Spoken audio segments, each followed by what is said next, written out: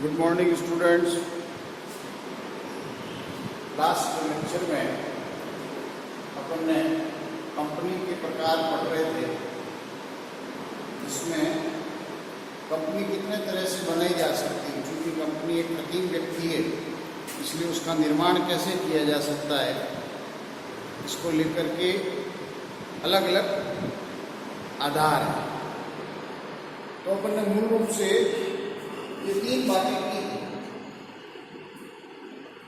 Royal charter जब स्वतंत्रता से पहले राजशाही थी, राजाओं का शासन था, तब राजाओं के द्वारा अनुमति पत्र दिया जाता था, अधिकार पत्र दिया जाता था, इसलिए उसको कहते हैं शाही पत्र के द्वारा कंपनी का निर्माण, कंपनी बाय रॉयल चार्टर।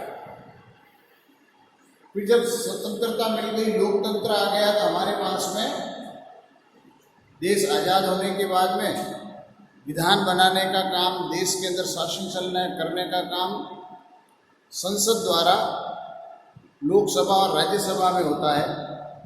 तो राष्ट्रीय सरकार द्वारा अगर देश हित में कोई कंपनी बना करके व्यापार करना या कंपनी के रूप में काम करने के लिए उनको आवश्यकता हो, तो वो संसद के अंदर एक विशेष कानून बना करके, विशेष विधान बना करके कंपनी बना सकते हैं। या कोई राज्य सरकार अपने राज्य में या कुछ राज्य मिलकर के कंपनी बनाना चाहे, तो अपने अपने राज्यों में विशेष कानून बना करके कंपनी का निर्माण कर सकते हैं। इसलिए उसको कहते हैं विशेष विधान द्वारा। विधान का मतलब स्टैट्यूटरी लेजिस्लेशन के द्वारा, इसलिए उसको बोलते हैं संवैधानिक कंपनी, विधायी कंपनी। ये विशेष विधान द्वारा, ये कुछ विशेष परिस्थितियों में, कुछ विशेष उद्देश्य के लिए सरकार द्वारा किया जाता है। बाकी सामान्य जनता के लिए, सामान्य व्यापारियों के लिए सरकार ने एक कंपनी कानून बना रखा है। उस कंपनी कानून के तहत हम कंपनी का रजिस्ट्रेशन करवा करके कंपनी के रूप में व्यापार कर सकते हैं। तो आज की तारीख में अपने हिंदुस्तान में कंपनी एक्ट 2013 लागू होता है। इस कंपनी एक्ट 2013 से पहले जो इमीडिएट प्रीसीडिंग एक्ट है, जिसको रद्द कर दिया गया, वो कंपनी एक्ट 1956 है। और उससे पहले के भी जितने भी एक्ट रहे, उन सारे एक्ट में जो भी कंपनियां रजिस्टर्ड थी, वो आज भी रजिस्टर्ड रहेगी और उनके लिए कंपनी एक्ट 2013 का प्रावधान रहेगा। कंपनी एक्ट 2013 में जब हम कंपनी का रजिस्ट्रेशन करवाते हैं, कंपनी का पंजीकरण करवाते हैं, तो हमें कानून के अंदर दी गई नियमों के अनुसार, कानून के अंदर दी गई व्यवस्था के अनुरूप यदि हम खरे उतरते हैं, यदि वो सारे नियमों का पालन करते हैं, उन शर्तों का पालन करते हैं, तो सरकार का जो मिनिस्ट्री ऑफ कंपनी अफेयर्स है, कंपनी मामलात मंत्रालय, उसके द्वारा एक ऑफिस बनाया हुआ है, रजिस्ट्रार टू द कंपनीज। कंपनियों के रजिस्ट्रेशन के लिए एक अलग से विभाग काम करता है उस मंत्रालय में, जिसको हम बोलते हैं रजिस्ट्रार टू द कंपनीज। तो भारत सरकार का जो वित्त विभाग है, उस वित्त विभाग के अंदर एक कंपनी मंत्रालय, कंपनी मामलात मंत्रालय कहते हैं, मिनिस्ट्री ऑफ कंपनी अफेयर्स, इसको MCA कहते हैं, ministry of company affairs, company मामलात मंत्री। और उसके मंत्रालय, उसके अधीन एक काम करता है रजिस्ट्रार। तो कंपनियों का रजिस्ट्रेशन करने के लिए, कंपनियों का निर्माण करने के लिए पूरा का पूरा अलग से एक विभाग काम करता है, कंपनी रजिस्ट्रार का। यहाँ पर कंपनी के अंदर जब हम रजिस्ट्रेशन की बात करते हैं, तो पूरे हिंदुस्तान के जितने भी राज्य हैं, उन सारे राज्यों की राजधानी में, कैपिटल में, जैसे राजस्थान की बात करें तो जयपुर में इसका ऑफिस है, रजिस्ट्रार टू द कंपनीज। वहाँ जाकर के हम कंपनी के रजिस्ट्रेशन की प्रक्रिया वो पूरी कर सकते हैं। क्योंकि IT एरा है, IT एरा में सारा काम ऑनलाइन हो रहा है, हम कोरोना वायरस के कारण क्लासेस भी ऑनलाइन कर रहे हैं। तो आज की तारीख में अधिक से अधिक काम डिजिटल हो गया है, ऑनलाइन हो गया है। इसलिए जब भी आप कंपनी के रजिस्ट्रेशन की बात करेंगे तो मिनिस्ट्री ऑफ कंपनी अफेयर्स की साइट पे जाएं, वहाँ से आपको लिंक मिलेगा रजिस्टर्ड कंपनीज का। फिर वहाँ से आपको स्टेट सिलेक्शन करना पड़ेगा, कौन से स्टेट में आपकी कंपनी आप चलाना चाहते हैं। वहाँ जाकर के आप ऑनलाइन एप्लीकेशन कर सकते हैं। उसकी एक पूरी की पूरी प्रक्रिया है जिसको अपन अलग से चैप्टर में पढ़ेंगे कि कंपनी के पंजीकरण की क्या प्रक्रिया है। अगर वो प्रक्रिया पूरी कर लेते हैं और सरकार को लगता है, सरकार का मतलब इस विभाग को लगता है कि हम कंपनी बनाने के लायक है आपकी एप्लीकेशन जिसमें कंपनी बनाया जा सकता है, तो आपको कंपनी के रूप में रजिस्टर्ड कर देते हैं। जब वो कंपनी के रूप में रजिस्टर्ड कर देते हैं तो कंपनी का निर्माण हो जाता है, कंपनी बन जाती है। अब वो कंपनी किस प्रकार की है, उसका स्वरूप कैसा है, तो स्वरूप को लेकर के अपन ने 6 अलग अलग प्रकार जो कंपनी कानून में दिए गए उस पर आज अपन बात करें। सबसे पहले बात करते हैं कि कंपनी के सदस्यों की संख्या, नंबर ऑफ मेंबर्स। हम नंबर की बात करें, कितने लोग कंपनी के सदस्य हैं।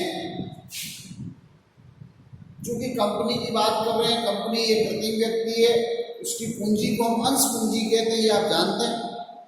तो अंशों की संख्या, उस अंशों की संख्या का मतलब ही हुआ सदस्यों की संख्या।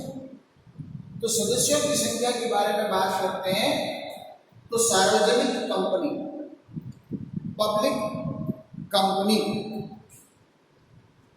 लोक कंपनी, सार्वजनिक कंपनी जिसके पीछे लिमिटेड वर्ड लगता है, एलटीडी लिमिटेड कंपनी, जो भी उसका नाम है उसके आगे लिमिटेड कंपनी लगता है।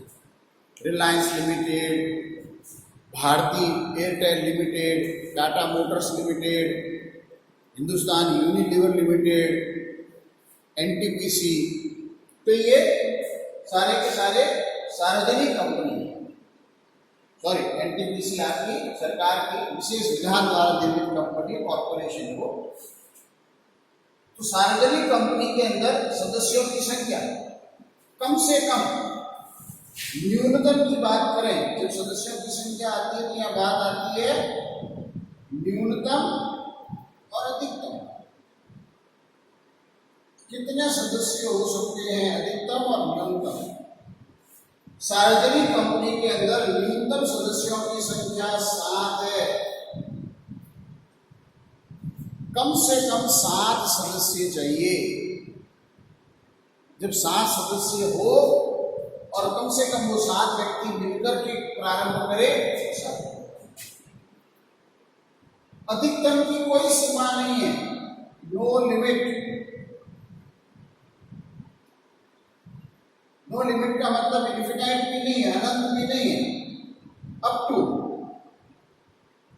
कैपिटल, पूंजी की सीमा तक, अंश पूंजी की सीमा तक कितने भी हो सकते हैं, 1000, लाख, करोड़, 10 करोड़। निजी कंपनी, निजी कंपनी बोलते हैं प्राइवेट कंपनी। जब आप प्राइवेट कंपनी की बात करते हो, उस कंपनी का जो नाम लिखा हुआ उसको आगे लिखा हुआ होता है प्राइवेट लिमिटेड कंपनी, उसके आगे पीवीटी लिखा हुआ होता है, प्राइवेट लिमिटेड कंपनी। नाम से पता चल जाता है ये प्राइवेट है या पब्लिक है। तो कंपनी एक्ट 2013 के सेक्शन 2 सब सेक्शन 68 धारा 2 धारा 68 में इसका विवरण दिया हुआ है।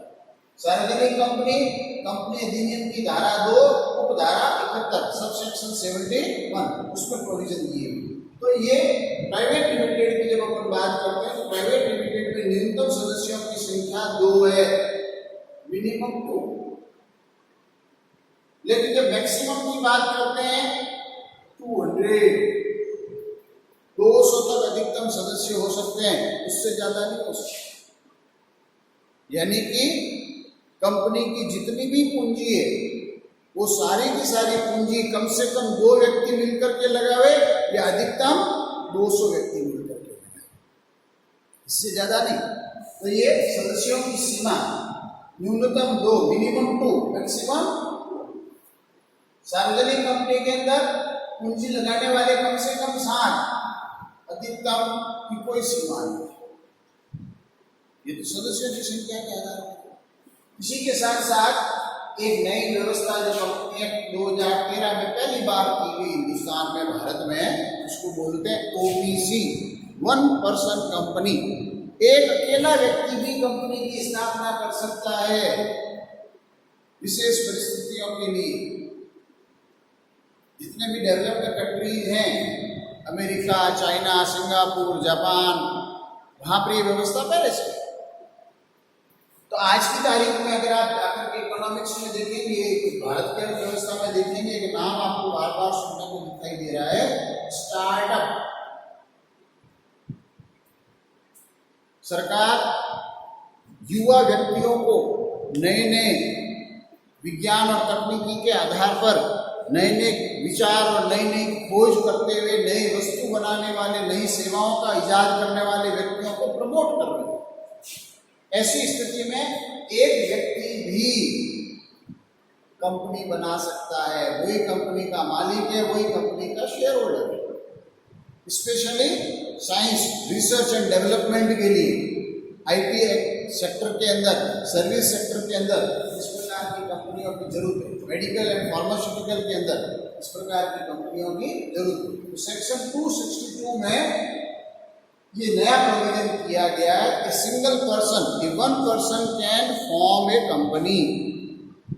तो ये एकल, तो सदस्यों की संख्या के आधार पर 3 प्रकार होंगे हमारे सामने: सार्वजनिक company, public limited, private company, निजी कंपनी और एकल व्यक्ति कंपनी, ओपीसी। ये जो साइड में लिखे हुए ये सब कंपनी के धाराएं हैं, सेक्शन है।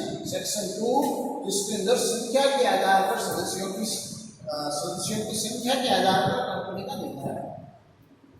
जो भी सदस्य हैं, जो भी शेयर होल्डर हैं, उन शेयर होल्डर्स की जिम्मेदारी कितनी है, दायित्व कितना है, उनकी लायबिलिटी कितनी है। तो लायबिलिटी के आधार पर, दायित्व के आधार पर सदस्यों का दायित्व कितना है, सीमित है कि असीमित, लिमिटेड लायबिलिटी है या unlimited liability. As a student of commerce आप इस चीज को अच्छे से समझते हैं। अनलिमिटेड लायबिलिटी का मतलब होता है कि यदि व्यापार में कुछ हानि है, कुछ व्यापार का दायित्व है जो व्यापार की संपत्तियों से चुकता नहीं हो रहा है, तो व्यक्ति को अपनी निजी, अपनी घरेलू, अपनी पारिवारिक संपत्ति भी बेच करके व्यापारिक दायित्व का चुकारा करना पड़ता है। उसको बोलते हैं असीमित। अनलिमिटेड लायबिलिटी, जिसमें लायबिलिटी की कोई लिमिट नहीं है, जो भी लायबिलिटी है वो आपकी है। तो व्यापार की जो लायबिलिटी है, वो लायबिलिटी अगर व्यापार के सदस्यों ने, जो भी शेयर होल्डर्स हैं, उन्होंने एक लिमिट में अपना लायबिलिटी एक्सेप्ट किया है, तो नहीं साहब पूरी जिम्मेदारी मेरी नहीं है, मैं तो इतनी जिम्मेदारी ले सकता हूँ, 100 रुपये में से 10 रुपये की जिम्मेदारी मेरी है, कोई कहता है 5 रुपये की जिम्मेदारी मेरी है, कोई कहता है 1 रुपये की जिम्मेदारी मेरी है। जो जितनी जिम्मेदारी लेता है उसका दायित्व उतना ही रहता है। वो दायित्व अंशों के द्वारा सीमित हो सकता है या गारंटी द्वारा सीमित हो सकता है। Limited by share capital and limited by guarantee. Section 2 sub section 22, section 2 sub section 21। अधिनियम की धारा 2 उपधारा 21 और 22 में इसके प्रावधान है। यदि शेयर होल्डर ने शेयर खरीदते समय गारंटी लिए, हिसाब में 50,000 की जिम्मेदारी लेता हूं, उसकी जिम्मेदारी केवल 50,000 तक है। जब भी कंपनी के ऊपर रिस्पॉन्सिबिलिटी आएगी, उस शेयर होल्डर को उसकी शेयर कैपिटल के अलावा 50,000 रुपए तक के लिए लायबल ठहरा सकते हैं।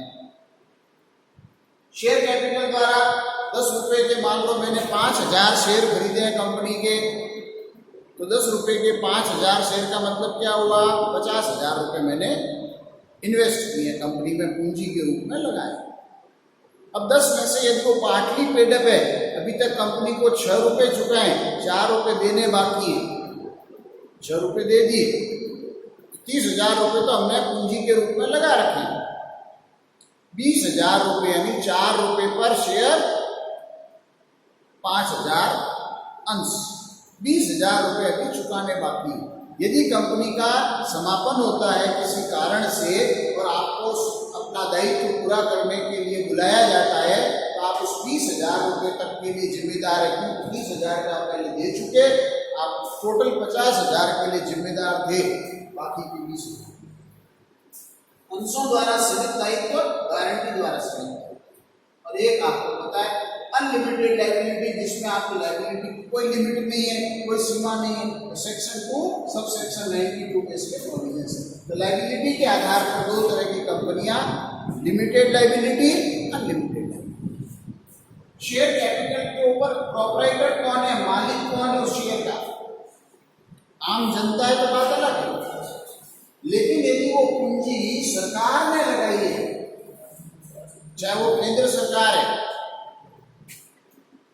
सेंट्रल गवर्नमेंट है, चाहे वो स्टेट गवर्नमेंट है, राज्य सरकार है, कोई एक या एक से अधिक राज्य सरकार, केंद्र और राज्य मिलकर के, यानी कुल मिलाकर के, चाहे स्टेट गवर्नमेंट हो चाहे सेंट्रल गवर्नमेंट हो, अगर सरकार का पैसा कंपनी में लगा हुआ है, वो पूंजी सरकार की है, उसको बोलते हैं सरकारी company. Company act 2 section 2 sub section 55 धारा 2 धारा 45 में सरकारी कंपनी, लेकिन वो पैसा सरकार का नहीं है, आम जनता का है, अलग अलग संस्थाओं का है, उसको बोलते हैं गैर सरकारी कंपनी, नॉन गवर्नमेंट कंपनी। नियंत्रण के आधार पर, चूंकि कंपनी डे 1 से अपन बात कर रहे हैं, कंपनी एक कृत्रिम व्यक्ति है और उसके मालिक कौन है, शेयर होल्डर्स हैं, अंश धारक है। तो मान लीजिए अपन 10 लोग हैं, 10 में से उस कंपनी के अंदर किसी विशेष परिस्थिति में निर्णय करना पड़ रहा है, तो वो निर्णय में अलग अलग सुझाव है। एक व्यक्ति कहता है नहीं ऐसे करना चाहिए, एक व्यक्ति कहता है ऐसे करना चाहिए, तो बहुत सारे सुझाव आ जाएं तो सहमति बनाने के लिए क्या करना पड़ता है, वोटिंग करनी पड़ती है। अगर किसी सुझाव पर 5 से ज़्यादा वोट एक तरफ पड़ जाते हैं वो निर्णय हो जाता है, वो 5 व्यक्ति मिलकर के फिर उस निर्णय को आगे बढ़ाते हैं। तो नियंत्रण किसका हुआ, उन 5 व्यक्तियों का हुआ। तो कंपनी के अंदर तो हजारों लाखों शेयर होल्डर्स हैं, तो ऐसी स्थिति में कंपनी के अंदर नियंत्रण का मतलब है वार्षिक साधारण सभा जब होती है, कंपनी की AGM होती है, जहाँ शेयर होल्डर्स बैठ करके विचार विमर्श करते हैं, कंपनी की भावी रूपरेखा के बारे में बात करते हैं, कंपनी के गत वर्षों के परिणामों के निपटारे के आधार पर बात करते हैं, वहाँ निर्णय लेना है। तो नियंत्रण कौन करेगा, किसका होल्ड है, नियंत्रण का मतलब है कौन कंट्रोल करता है, गवर्न कौन करता है। तो इसके आधार पर 3 टुकड़े किए हुए हैं, सूत्रधारी कंपनी, होल्डिंग कंपनी। आप कंपनी अकाउंट्स भी पढ़ोगे, कंपनी अकाउंट्स में पूरा का पूरा चैप्टर मिलेगा आपको होल्डिंग कंपनी। कंपनी एक्ट की धारा 2 को धारा 46 सेक्शन 2 सब सेक्शन 46 में इसके प्रोविजन। ऐसी कोई भी कंपनी जिसके पास में दूसरी कंपनी की अंश पूंजी का 51% या उससे ज्यादा है, तो उस कंपनी को क्या कहलाती है, होल्डिंग कंपनी कहलाती है, सूत्रधारी कंपनी कहलाती है। किसी अन्य कंपनी की अंश पूंजी का 51% या उससे अधिक हिस्सा यदि मेरे पास में है या मेरी कंपनी के पास में है, तो वो होल्ड कर रहा है, होल्डिंग कंपनी। सारे निर्णय वही करेंगे। जिस कंपनी के शेयर आपके पास में है, जिसका निर्णय आप कर रहे हो, वो आपकी सब्सिडरी कंपनी है, सहायक कंपनी है। 2 कंपनियां मान लीजिए,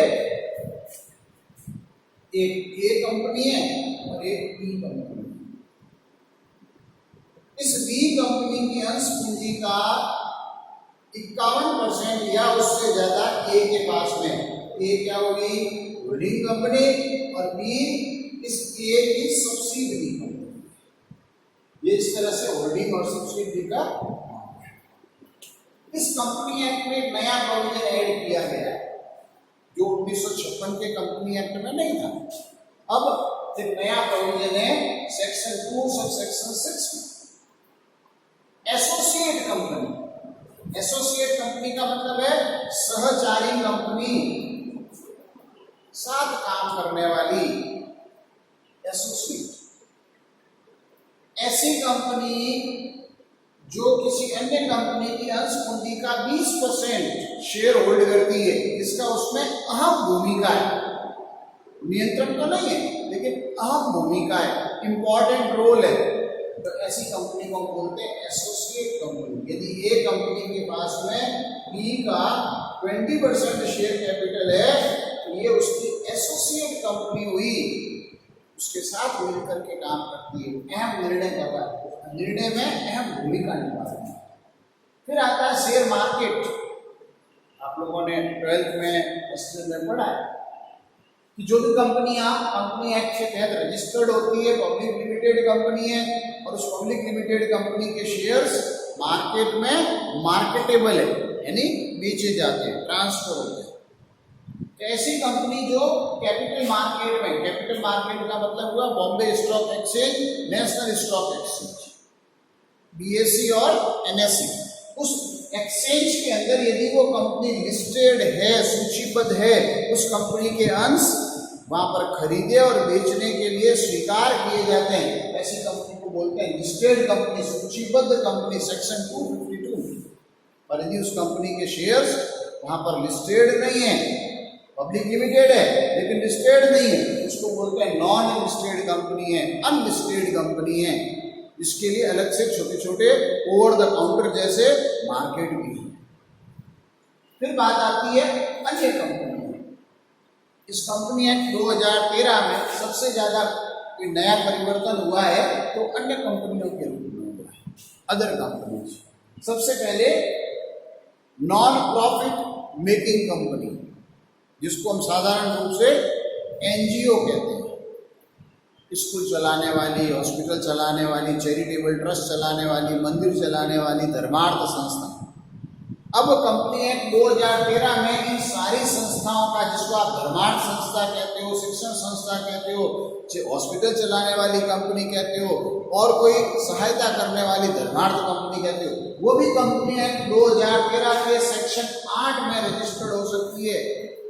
now you can do charitable business under company act 2013। ऐसा नहीं है कि आपको कोऑपरेटिव सोसाइटी एक्ट में जाकर के ही रजिस्टर्ड होना है, आपको ट्रस्ट एक्ट में जाकर के ही रजिस्टर्ड होना है। Now you can registered yourself as a company, आप कंपनी के रूप में भी काम कर सकते हैं। तो धर्मार्थ या जो लाभ नहीं कमाने वाली कंपनी, उसका भी रजिस्ट्रेशन अगर होता है तो उसको धर्मार्थ कंपनी कहते हैं, charitable company. Mutual benefit societies, आपसी लाभ के लिए, आपसी हित के लिए, म्यूचुअल बेनिफिट के लिए यदि मुझे कोई कंपनी बनानी है तो सेक्शन 406 सब सेक्शन 1 धारा 406 की उपधारा 1 में वो भी व्यवस्था है कि म्यूचुअल बेनिफिट के लिए भी सोसाइटी अपना काम कर सकती है। स्मॉल कंपनी, छोटी कंपनियां, छोटे व्यापारी हैं जिनकी पूंजी कम है, जिनकी बिक्री टर्नओवर कम है, ऐसी कंपनियों को भी कंपनी एक्ट 2013 के सेक्शन 2 सब सेक्शन 85 में रजिस्टर्ड किया जा सकता है।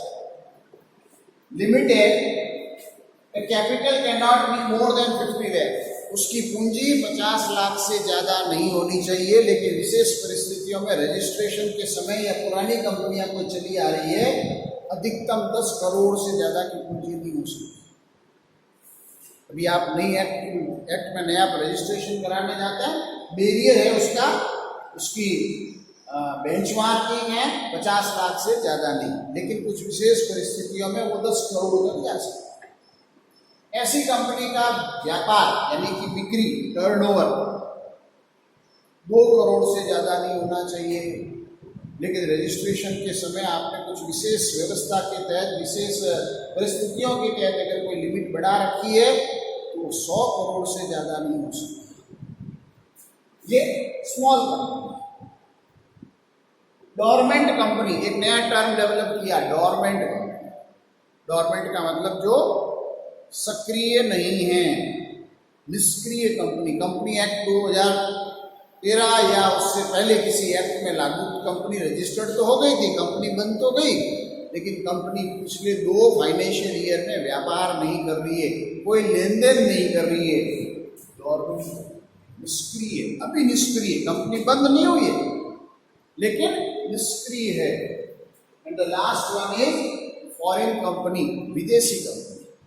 विदेशी कंपनी का बहुत सिंपल सा मीनिंग है, ऐसी कंपनी जिसका कि रजिस्ट्रेशन अपने देश से बाहर किसी अन्य देश में हुआ है, लेकिन वो कंपनी अपने देश में कारोबार करती है, व्यापार करती है, उसको विदेशी कंपनी कहती है। इसमें भी एक शर्त है, एक विशेष बात ध्यान रखने की, कंपनी आपने भारत से बाहर रजिस्टर्ड कराई है, लेकिन उस कंपनी की पूंजी में 51%, 51% या उससे ज़्यादा किसी भारतीय की पूंजी लगी हुई है, तो वो फिर देसी कंपनी कहलाएगी, घरेलू कंपनी कहलाएगी। केवल रजिस्ट्रेशन बाहर होने से नहीं होता, उसमें लगी हुई पूंजी का 51% से ज़्यादा, 51 या उससे ज़्यादा अगर इंडियन रेजिडेंट का पैसा लगा हुआ है, then it is treated as a desi company, Indian company, फिर वो विदेशी नहीं हो सकती। तो ये कंपनियों के प्रकार हैं जो अपन ने एक्ट में दी व्यवस्था के तहत देखे हैं। आप इनको एक बार देखें, आपके पास जो भी बुक है उसमें पूरा का पूरा चैप्टर आपको पढ़ने को मिलेगा। कंपनियों के प्रकार, यानी कि प्रकार में लिखा हुआ होगा वर्गीकरण, क्लासिफिकेशन ऑफ कंपनीज, ऐसा लिखा हुआ। आई होप सो आपको कुछ बात समझ में आई होगी। किताब से आप एक बार पढ़ें, फिर अपन आगे वाले प्रोसेस पे नेक्स्ट लेक्चर में बात करेंगे। कंपनी एक्ट 2013 में 1956 के एक्ट से अलग क्या विशेष बातें हैं। अब तक जो कंपनी एक्ट चलता आया उससे हट करके एक्ट 2013 में नई बातें हैं। Thank you very much.